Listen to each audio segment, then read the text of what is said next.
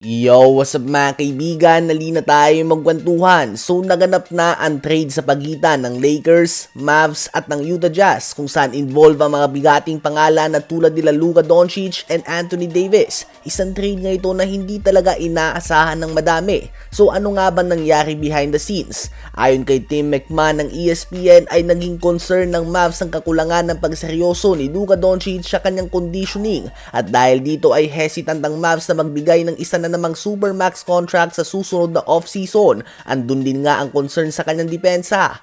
Well, madalas nga natin na makita si Luka na medyo out of shape talaga. Umabot na nga daw ito sa 270 pounds ayon sa ESPN.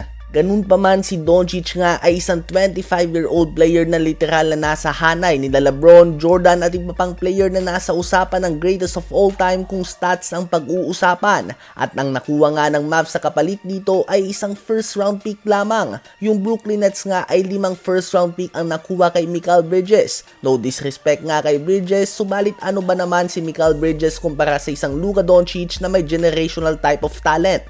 Sa kalibre nga ni Luka ay pwede sana silang makakuha ng isang Giannis Antetokounmpo or even Nikola Jokic, Wemby, SGA o mga kapwa ni Luka na untouchables, at least untouchable noon, o kaya naman sandamakmak na mga first round pick. Naibalita din nga ng Mavs mismo ang unang lumapit sa Lakers. Walang iba na nilapitan ng Mavs kundi ang Lakers. Hindi nila sinubukan na i-check kung available ba sila Giannis o iba pang MVP level player na tulad ni Doncic. Hindi din umano alam ni Davis, LeBron at Luka prior ang trade na ito. Kung nalaman nyo nga sa social media, ganun din nila ito mga kaibigan nalaman. Ang galaw na ito ng Mavs ay solid short term, good for the next 2 years at least. Ngayon nga ay may solid lineup ang Mavs at more balance kung positioning ang pag-uusapan. Makakabalik din si Anthony Davis sa power forward position dahil kasama na niya si Daniel Gafford at Derek Lively. May Kyrie Irving pa din sila, Klay Thompson, Grimes, Dinwiddie at iba pa.